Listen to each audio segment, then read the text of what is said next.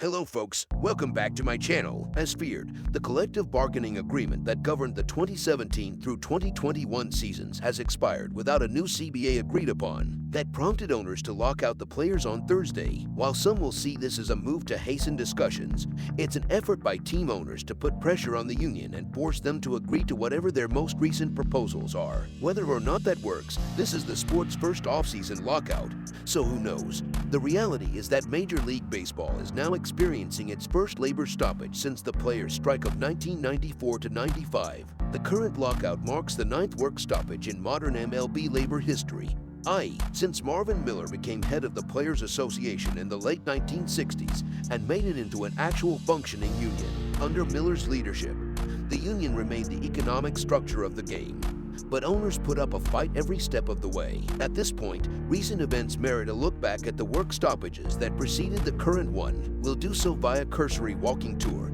and even the long view will show you that it's always about money and how it's divvied up between players and owners. Work stoppages come in two flavors: the lockout, in which owners shut down the industry from top to bottom, and the strike, in which players do the same via calculated refusal to work. Baseball's 9th work stoppage isn't threatening the 2022 season just yet, but delayed talks and pride between the owners and players aren't helping. Major League Baseball is in its 9th work stoppage, the first one in 26 years. Unfortunately for baseball fans, it doesn't look like it's ending anytime soon. The collective bargaining agreement between MLB and the Players Association expired at 11:59 p.m. at On Deck 1. Without a new agreement in place, the owners unanimously voted to immediately lock out the players until a new CBA is signed. Outside of meetings during the following morning with the media, the two sides have been publicly silent since the start of the lockout. And now, according to The Athletic's Evan Drellick, it is unlikely that MLB and the MLBPA will discuss core economics until January. In simpler terms, you still have time to find a new hobby until the baseball world opens back up for business. And really, this should not come as any surprise whatsoever. Drellick also reports that the two sides are meeting Thursday to discuss areas outside of core economics. There are more than 30 subjects in collective bargaining, and the two sides are actually not so far apart in many of them. However, the ones where they have major differences, and maybe only a light year can measure the vast expanse, involve core economics, including salary arbitration, free agency, and revenue sharing. While it's good the two sides are discussing anything at this point, it's fair for fans to ask why the two sides aren't discussing the topics that need the most amount of work. According to Drellick, the sides would likely be saying the same things to each other over and over. This reinforces the chasm between MLB and the MLBPA, a relationship that is, at its best, contentious. Why is there a lockout? As indicated above, it's because a new CBA has not yet been agreed to and that owners are unwilling to allow the offseason to proceed without one. Like those owners, players aren't typically fond of moving forward with the usual offseason and in-season calendar without a CBA in place, and they would likely strike close to the start of the season or during the season when their leverage is higher. Owners, however, don't want the players to gain such leverage, so a lockout well in advance of spring training is in some ways a preemptive measure on the part of owners and Commissioner Rob Manfred.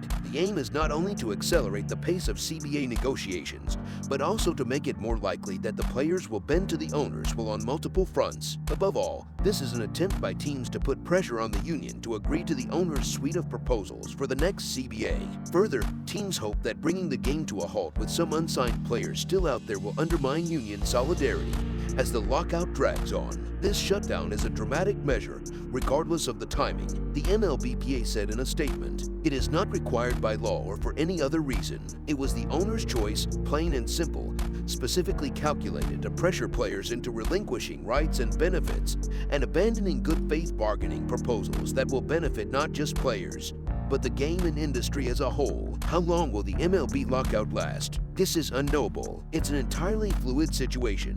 But both sides some time ago expressed what can be termed as soft optimism that something would get done before the current CBA expired. That didn't come to pass, but it does suggest there's at least a foundation in place. In the past, some labor stoppages have lasted less than a week, and others have been numbered in months. The latter would visit massive upheavals upon the sport, and there are heavy incentives on each side to avoid having it come to that. For now, the default assumption is that matters are resolved before the regular season is affected. Manfred, in a Thursday morning press conference, expressed optimism about starting the 2022 regular season on time. The two sides have been at odds with each other for quite a while, especially on the players' side. They haven't liked how the past two CBAs have gone down, and now they are fighting for change. In addition, the discord between MLB and the MLBPA was on full display in May and June of 2020, where they attempted to negotiate a restart of the regular season after the COVID-19 pandemic derailed spring training and put the season on an indefinite hold. They were unable to come to an agreement, and Manfred then exercised his right to implement a 60-game season. In response, the MLBPA filed a $500 million grievance against the league for not negotiating in good faith. The basis of their claim is the league waited until they could have the shortest possible season to recoup financial losses. In negotiations prior to the start of the lockout, some of the proposals included outlandish terms, ones that one side knows the other side won't go for, but included them anyway. One proposal from the owners completely threw out the salary arbitration system in favor of one that pays players based on Fangraphs' calculation of wins above replacement. Another proposal from the owners included a $100 million salary floor and decrease of the competitive balance tax threshold from $210 million down to $180 million. Not only is a decrease to the tax threshold a non-starter for players, a system that has a spending limit with a floor resembles a salary cap system, which the players have vehemently stood against for decades. Remember, the last time the owners tried offering a salary cap, the players ended up going on strike. The MLBPA isn't innocent either. Not only are they pushing for players to reach salary arbitration earlier, they are trying to get players to reach free agency after 5 years of service instead of 6 years. In addition, the players' answer to preventing tanking includes taking $100 million from the revenue sharing system. What are the issues in the dispute? There are a lot. Although star players are setting contract records in a system without a hard salary cap, a mechanism present in the other major North American professional sports leagues, players feel owners aren't struggling as much as they say they are, that too many teams are receiving tens of millions in revenue sharing from their counterparts yet purposefully aren't competing for playoff spots, that the industry has grown but the average major league salary has remained flat or dropped,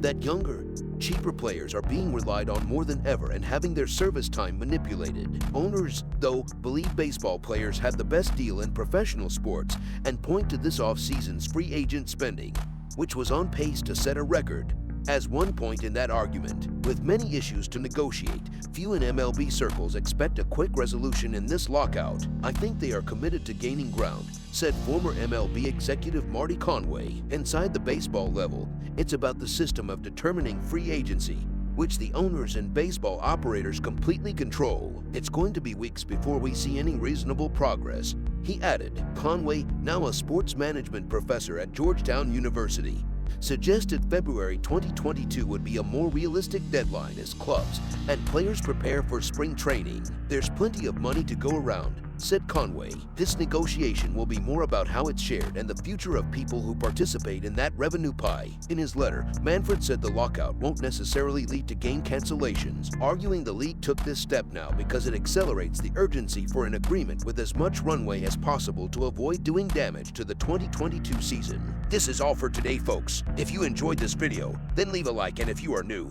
then don't forget to subscribe. Stay tuned for the future updates. See you till the next video. Thank you for watching.